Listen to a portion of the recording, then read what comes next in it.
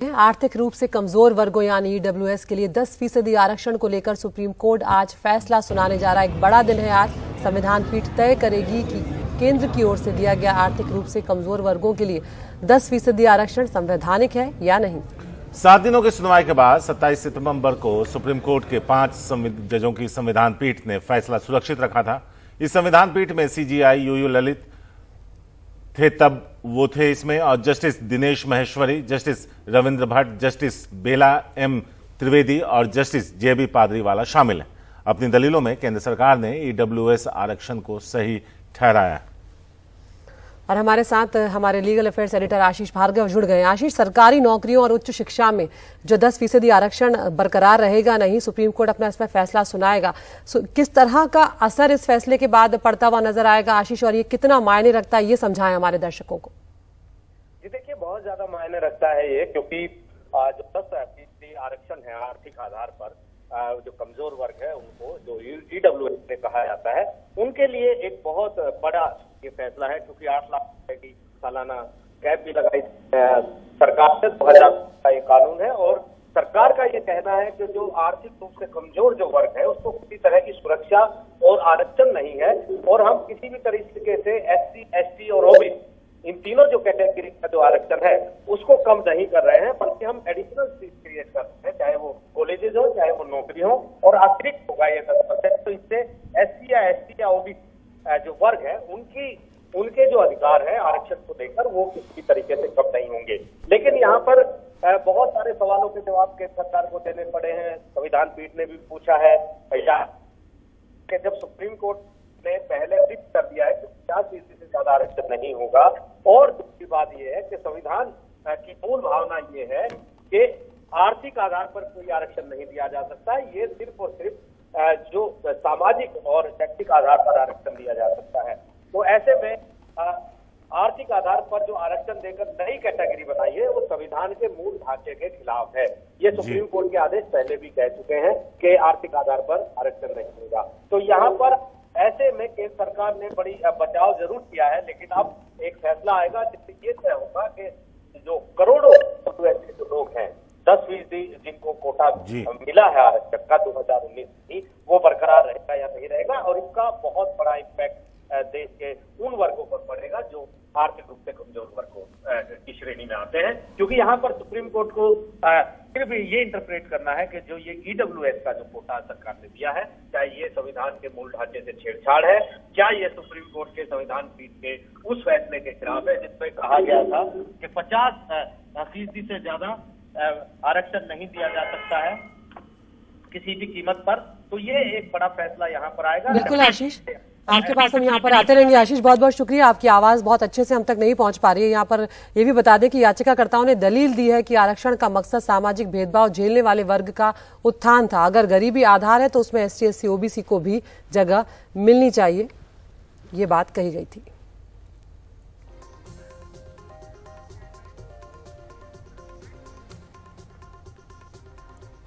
Mining lease और money laundering मामले में झारखंड के मुख्यमंत्री हेमंत सोरेन के खिलाफ हाईकोर्ट में चल रही सुनवाई के खिलाफ हेमंत सोरेन और राज्य सरकार की अर्जी पर आज सुप्रीम कोर्ट फैसला सुनाएगा। सुप्रीम कोर्ट यह तय करेगा कि झारखंड हाईकोर्ट में सोरेन के खिलाफ सुनवाई चलती रहेगी या नहीं।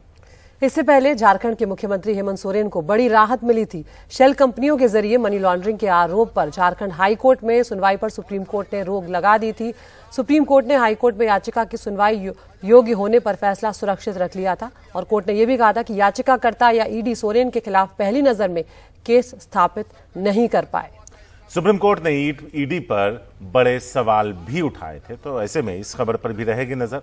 फिलहाल वक्त एक छोटे से ब्रेक का है।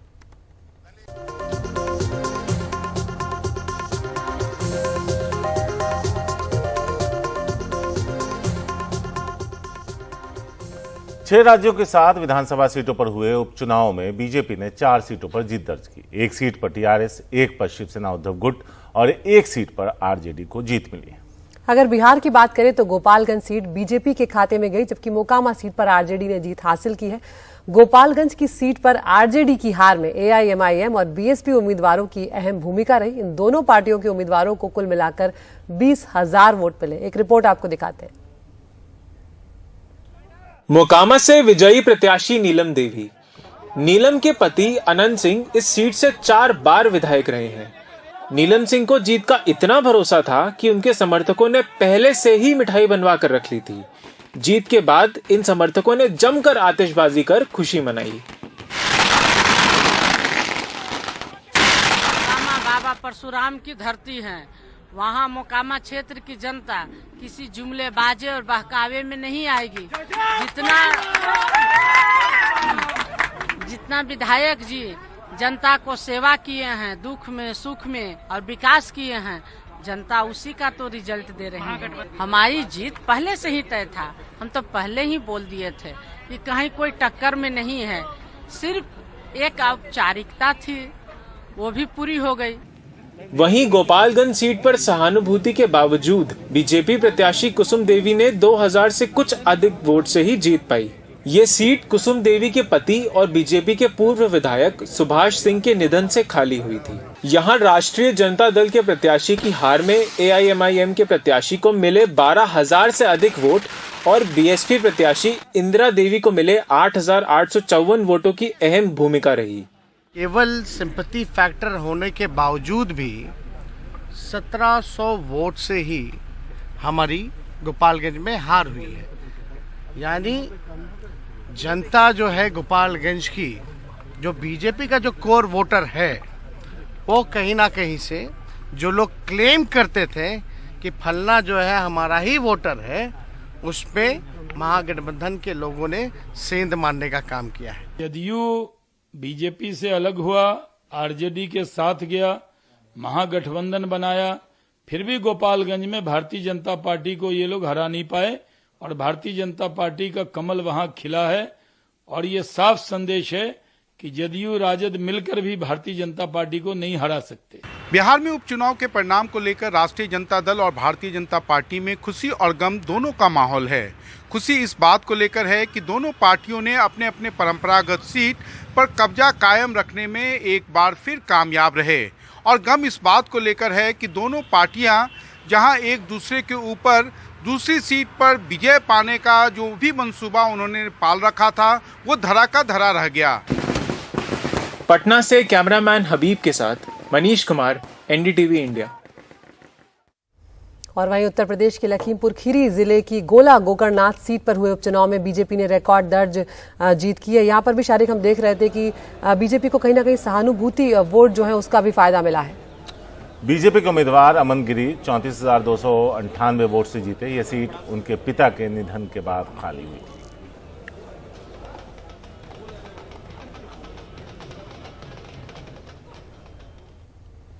हरियाणा में आदमपुर सीट पर हुए उपचुनाव में बीजेपी को जीत मिली है। यह सीट बिश्नोई परिवार की परंपरागत सीट है।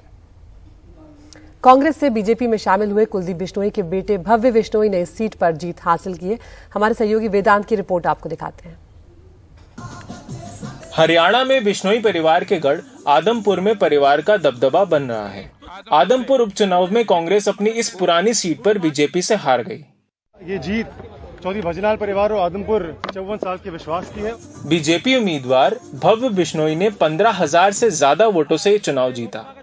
ये सीट भव्य बिश्नोई के पिता कुलदीप बिश्नोई के कांग्रेस छोड़कर बीजेपी में शामिल होने के बाद खाली हुई थी। ये जीत माननीय नरेंद्र मोदी जी की नीतियों की जीत है।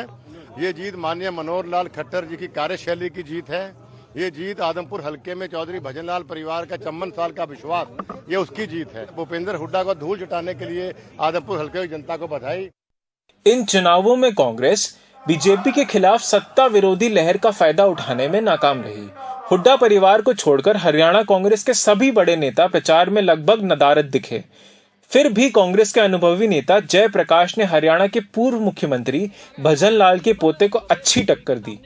2024 में हरियाणा में कांग्रेस सरकार बनाएगी। इस नतीजों ने यह सिद्ध कर दिया है कि हरियाणा प्रदेश से इंडियन नेशनल लोकदल और आप पार्टी का सफाया हो गया। जो फिक्सिंग की राजनीति ये लोग करते थे, लोकदल वाले, बीजेपी वाले, उसका खात्मा हो गया। तो 52,000 वोट कांग्रेस ने यहाँ लिए। आदमपुर चुनाव के दौरान तीनों मुख्य दलों ने जोर शोर से प्रचार किया था। तीनों पार्टियों के कई बड़े नेता प्रचार के लिए पहुंचे थे। हालांकि आम आदमी पार्टी इस उपचुनाव के साथ हरियाणा विधानसभा में प्रवेश का मौका देख रही थी, लेकिन नाकाम रही। बाई इलेक्शन है, बाई इलेक्शन में कई बार बदलाव कर पाना मुश्किल हो जाता है। 2024 में पूरे दमखम के साथ लड़ेंगे। आदमपुर के लोगों की एक परिवार के प्रति निष्ठा के अलावा कांग्रेस में आपसी कलह भी बीजेपी की विक्ट्री की एक बड़ी वजह है। आने वाले विधानसभा चुनाव और 2024 के लोकसभा चुनाव में इसका प्रभाव किस तरह से पड़ता है वो देखना दिलचस्प होगा। हिसार में कैमरा पर्सन प्रेम सिंह के साथ वेदांत, NDTV इंडिया। और उधर ओडिशा की धामनगर सीट पर हुए उपचुनाव में बीजेपी ने 70 और बीजेडी को 9,881 वोटों से हरा दिया। यहां बीजेपी के उम्मीदवार सूर्यवंशी सूरज ने 80,351 वोटों के साथ जीत हासिल की है। यह सीट उन्हीं के पिता विष्णु चरण सेठी की मौत के बाद खाली हुई थी। बीजेडी के अवंतीदास को यहां 70,470 वोट हासिल हुए।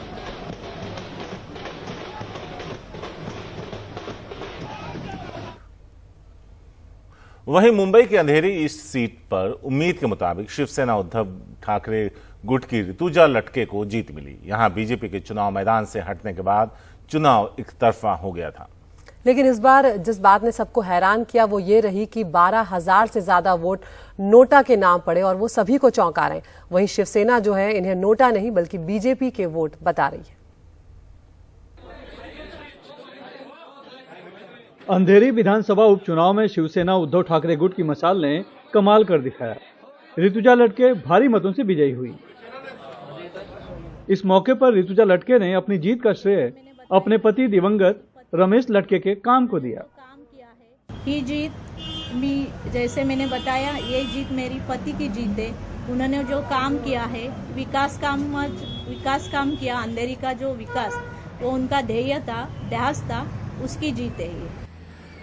शिवसेना के स्थानीय विधायक रमेश लटके के निधन के बाद हुए इस उपचुनाव में पहले बीजेपी ने अपना उम्मीदवार उतारा था, लेकिन बाकी विपक्षी दलों की अपील पर वापस ले लिया, जिसके बाद ऋतुजा लटके की जीत निश्चित थी। अंधेरी विधानसभा के उपचुनाव में शिवसेना उद्धव ठाकरे गुट की ऋतुजा लटके की जीत हुई है। लगभग 66,000 वोटों से उन्होंने जीत दर्ज की है। उनको बीजेपी ने अपने उम्मीदवार को वापस ले लिया था, जिससे लड़ाई एक तरफा हुई। लेकिन एक दिलचस्प बात जो देखने को मिली वो ये कि नोटा जो है तकरीबन 12,000 नोटा के तहत वोट पड़े हैं। अब जो लड़ाई हुई वो नोटा बनाम ऋतुजा लटके हो गई। जो प्रोजेक्ट तय किए गए थे वो सब प्रोजेक्ट गुजरात खींच करके ले जाए गए। अब अचानक गुजरात का चुनाव घोषित होने के बाद प्रधानमंत्री के मुंह से महाराष्ट्र प्रेम व्यक्त होने लगा है। 2 लाख करोड़ के प्रोजेक्ट मतलब जमीन पर प्रोजेक्ट के लिए और हवा में अटके प्रोजेक्ट महाराष्ट्र के लिए। मेरा ऐसा अनुमान है कि भ्रम का गुब्बारा फूटने से पहले ही राज्य में मध्यावधि चुनाव हो सकता है। महाराष्ट्रामध्ये मध्यावधी निवडणुका होऊ शकतात हा एक माझा एक अंदाज है। पैसे देके नोटा का प्रचार किया गया है।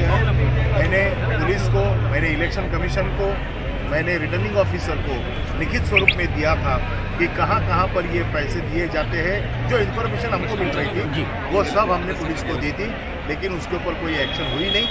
ये जो वोट्स मिले हैं मुझे ऐसे लगता है कि जिन्होंने नोटा का प्रचार किया है वो लोगों की ताकत है। एक बाजू से उम्मीदवार पीछे लेना, दूसरे बाजू से नोटा का प्रचार करना।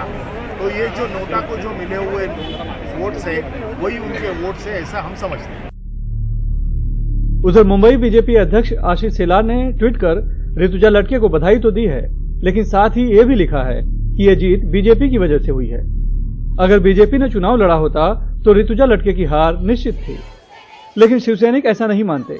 उनका तो दावा है कि अगर बीजेपी का उम्मीदवार सामने होता तो जीत में और मजा आता। नोटा का वोट पड़ा है ना, ये लोटे वाले का नोट पड़ा है और उसको बीजेपी को औकात दिखा दिया।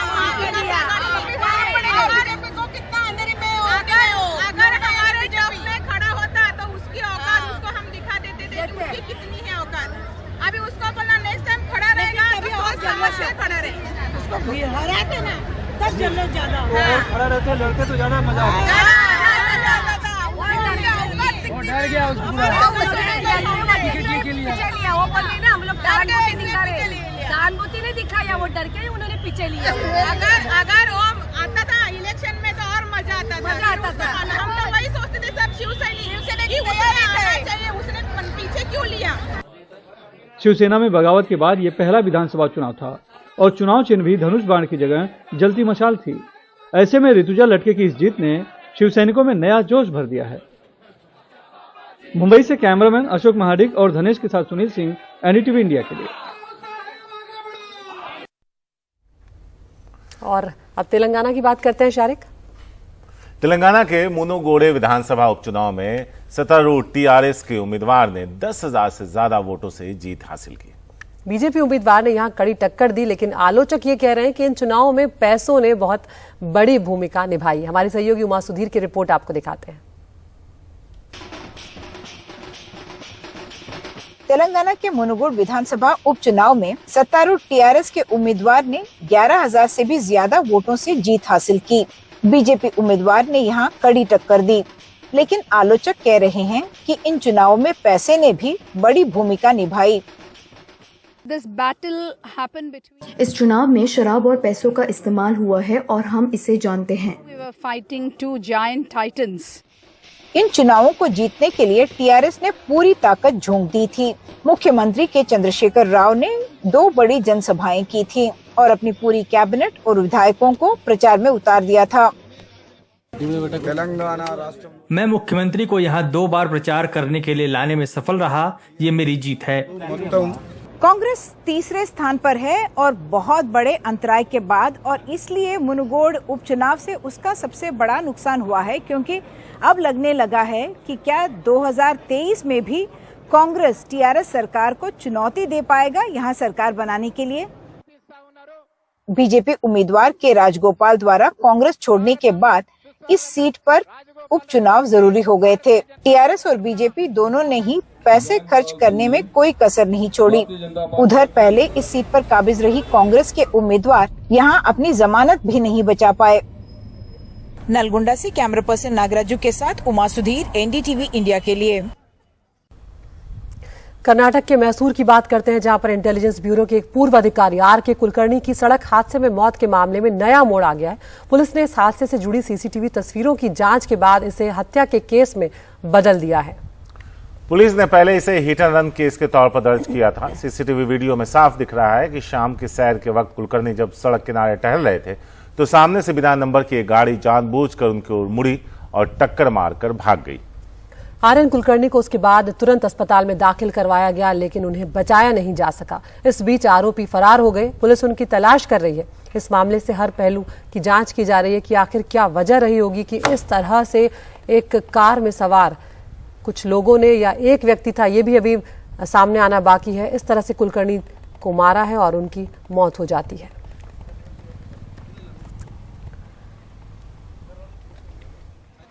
ये तस्वीर 4 तारीख की है इस महीने की।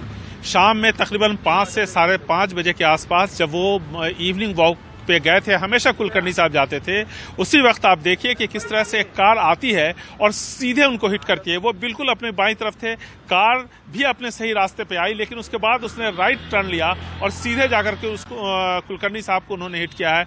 तो इसलिए जहां पहले पुलिस को लग रहा था कि ये मामला एक रोड एक्सीडेंट का है, तो पहले ट्रैफिक पुलिस ने हिट एंड रन का केस दर्ज किया, लेकिन जब सीसीटीवी फुटेज आसपास का खंगाला गया तो पता चला कि ये हिट एंड रन का या गैर इरादतन हत्या का मामला नहीं है, बल्कि ये सीधे तौर पर जानबूझ के की गई एक हत्या है, क्योंकि ये साफ तौर पर सीसीटीवी फुटेज में दिख रहा है। उसके बाद पुलिस ने हत्या का मामला दर्ज किया और जांच शुरू की। ये हमें पुलिस कमिश्नर ने बताया कि जो नेबर हैं, उनके जो पड़ोसी हैं, उनके साथ कुलकर्णी साहब, जो कि 23 साल पहले रिटायर हुए थे खुफिया विभाग से, अलग अलग पदों पे वो काम कर चुके हैं, उनका अपने पड़ोसी से एक कंस्ट्रक्शन को लेकर के, बिल्डिंग कंस्ट्रक्शन को लेकर के काफ़ी दिनों से लड़ाई चल रही थी। बार बार दोनों ही तरफ से लड़ाई झगड़ा होता था और इससे आसपास के जो लोग थे वो भी काफ़ी परेशान रहते थे। ऐसे में ये बात कही जा रही है कि हो सकता है इस हत्या को उससे जोड़ के देखा जा सकता है। पुलिस कमिश्नर का ये कहना है कि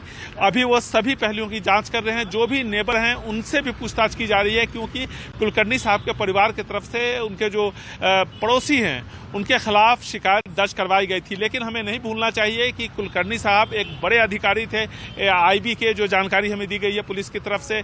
23 साल पहले वो रिटायर हुए थे और उसके बाद वो काफ़ी जागरूक भी थे। कई सारे टॉपिक्स पे वो भाषण देते थे। यहाँ पर एक कॉन्स्टिट्यूशन, भारतीय संविधान पर एक गोष्ठी होनी थी, हुई कल। वो कुलकर्णी साहब नहीं आ पाए क्योंकि उनकी हत्या हो गई थी ठीक इस गोष्ठी से पहले। तो कुल मिलाकर के वो काफ़ी इस तरह के कार्यक्रमों में भी हिस्सा लेते रहते थे। तो पुलिस की कई टीमें लगातार इसके तह तक जाने की कोशिश कर रही है और यह पता लगाने की कोशिश कर रही है कि इस हत्या के पीछे कौन लोग हैं, किस साजिश के तहत उनकी हत्या की गई। लेकिन पुलिस ने एक बात साफ कर दी है कि यह सीधे तौर पर हत्या का मामला है। बीजेपी लगातार कह रही है कि उसकी नोटबंदी, जीएसटी जैसी जो योजनाएं हैं वो सफल रही हैं क्योंकि जनता ने उन्हें इन योजनाओं के बाद फिर से चुना है। अब सेना में भर्ती के लिए लाई गई अग्निवीर योजना के बाद हिमाचल प्रदेश पहला ऐसा राज्य है जहां पर चुनाव होने जा रहे हैं। 12 नवंबर को वहां पर वोटिंग हो रही है। क्या सेना में भर्ती के लिए तैयारी कर रहे युवाओं के लिए अग्निवीर योजना एक मुद्दा है? हमारे सहयोगी सौरभ शुक्ला ने हमीरपुर में सेना की तैयारी कर रहे कुछ युवाओं से बातचीत की है। वो बातचीत आपको सुनवाते हैं।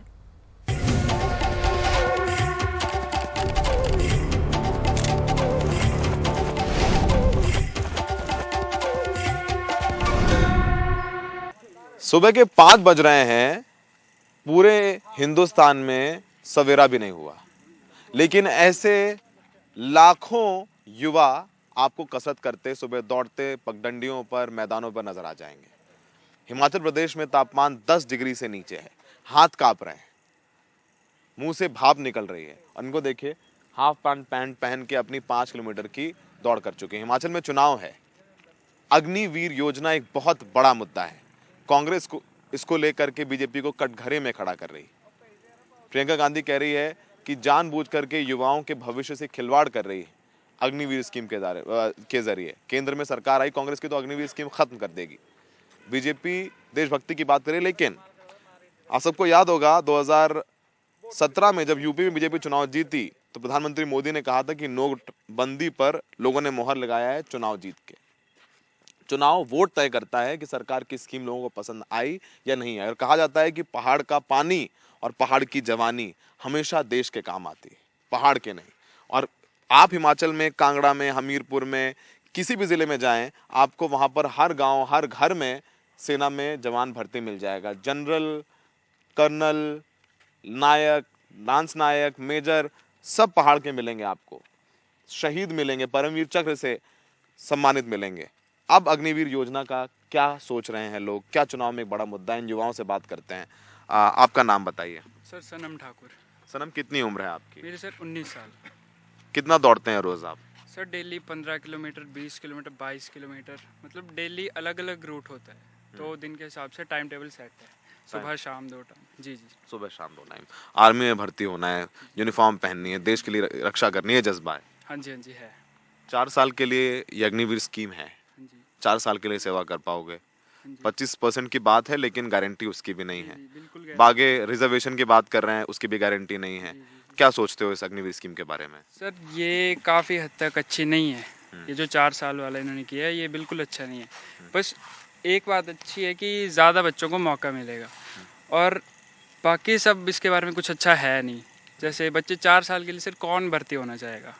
बच्चा भी भर्ती हुआ 4 साल के लिए, मतलब होए ना, पर अगर कुछ हो गया, कुछ जैसे काफ़ी हादसे होते हैं, तो हादसे में जान चली गई, सर पीछे फैमिली कौन देखेगा?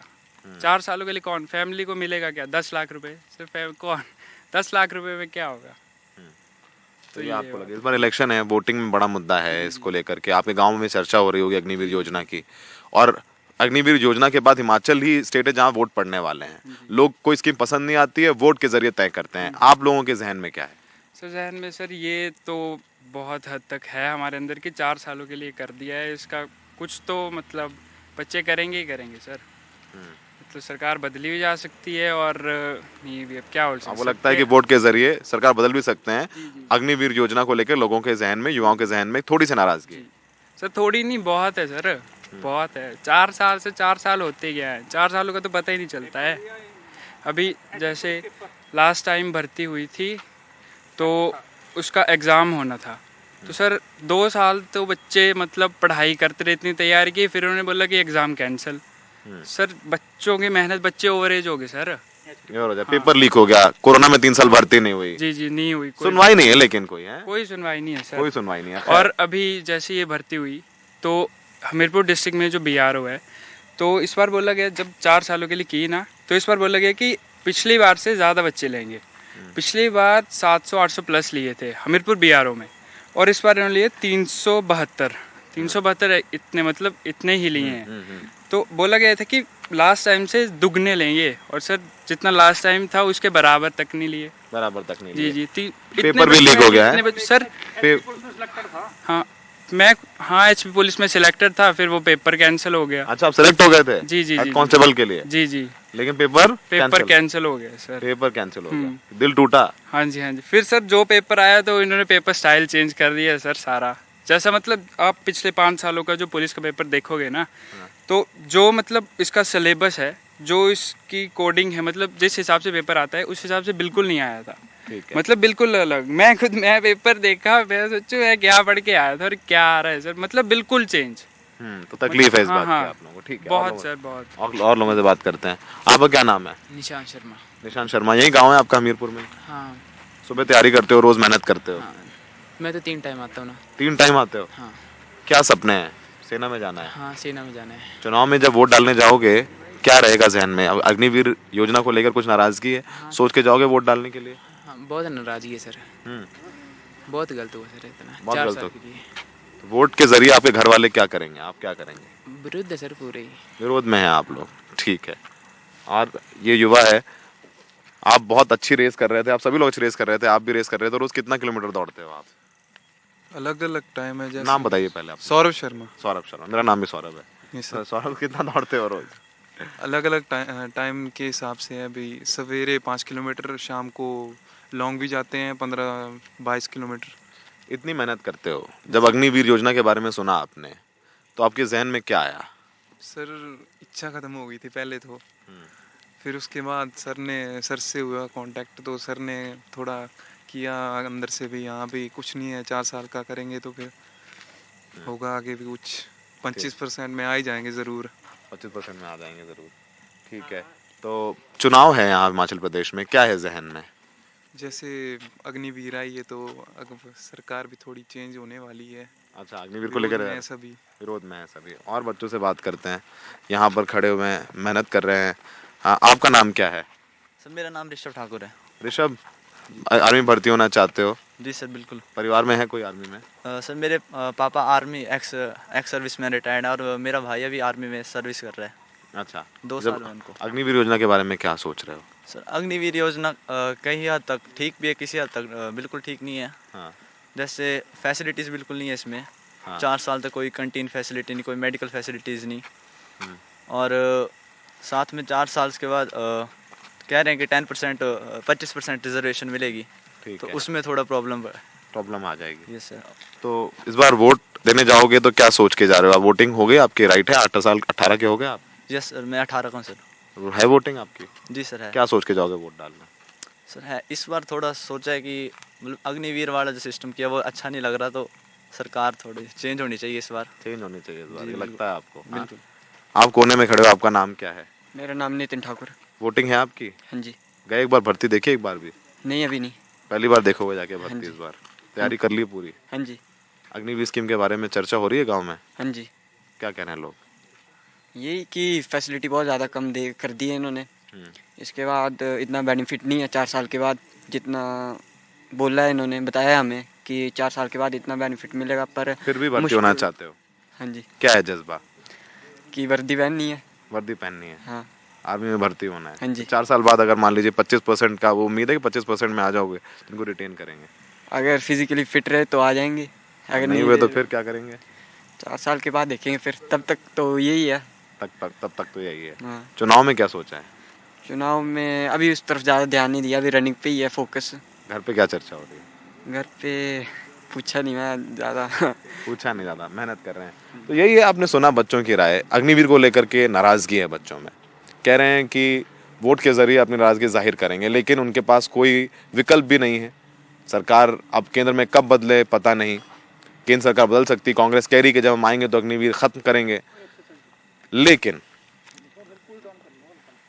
चुनाव में वोट बहुत महत्वपूर्ण होता है। हिमाचल में पैटर्न है सरकार बदलने का। अग्निवीर योजना को कांग्रेस ने एक बड़ा मुद्दा बनाया हुआ है। क्या अगर बीजेपी यहाँ हारे तो ये माना जाए कि अग्निवीर स्कीम को हिमाचल ने रिजेक्ट किया, युवाओं ने रिजेक्ट किया, और अगर बीजेपी जीतती है तो संदेश जाएगा कि अग्निवीर को हिमाचल के लोगों ने स्वीकार कर लिया है? तो अग्निवीर स्कीम के लिए भी हिमाचल चुनाव बहुत महत्वपूर्ण है, क्योंकि स्कीम आने के बाद पहला राज्य है जो चुनाव के लिए जा रहा है। सहयोगी अशोक महाले के साथ हमीरपुर से सौरभ शुक्ला, NDTV इंडिया।